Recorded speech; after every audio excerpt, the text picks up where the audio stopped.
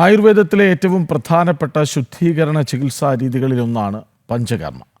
ശരീരത്തിലെ ദോഷങ്ങളെ സന്തുലിതമാക്കുകയും വിഷാംശങ്ങൾ നീക്കം ചെയ്ത് ആരോഗ്യം വീണ്ടെടുക്കാൻ സഹായിക്കുകയും ചെയ്യുന്ന ഈ ചികിത്സയ്ക്ക് കർക്കിടക മാസത്തിൽ പ്രത്യേക പ്രാധാന്യമുണ്ട്. പഞ്ചകർമ്മ ചികിത്സയുടെ രീതികളും ഗുണങ്ങളും അറിയാം.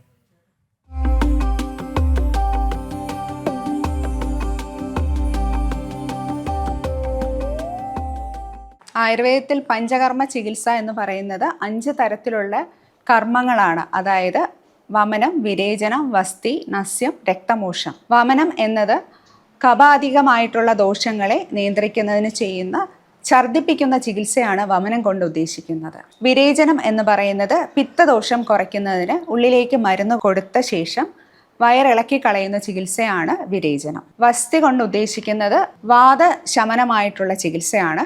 ഏറ്റവും ശ്രേഷ്ഠമായിട്ടുള്ള ഒരു പഞ്ചകർമ്മ ചികിത്സയാണ് വസ്തി.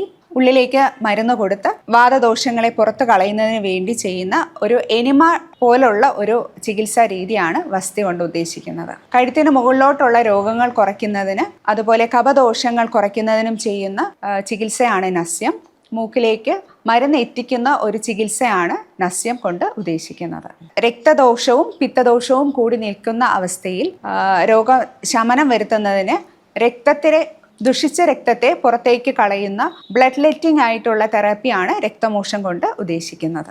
ഇവ 5 കർമ്മങ്ങളാണ് പഞ്ചകർമ്മ ചികിത്സ വഴി ഉദ്ദേശിക്കുന്നത്. നമ്മുടെ ശരീരത്തിൽ ഉണ്ടാവുന്ന ദോഷങ്ങളെ പുറന്തള്ളുന്നതിന് ആദ്യം എണ്ണയിട്ട് കിഴി നൽകി അതുപോലെ ധാര പോലെയുള്ള ചികിത്സകളെല്ലാം ചെയ്ത് ശരീരത്തെ റെഡിയാക്കിയതിനു ശേഷമാണ് ഇത്തരത്തിലുള്ള പഞ്ചകർമ്മ ചികിത്സകൾ ചെയ്യുന്നത്.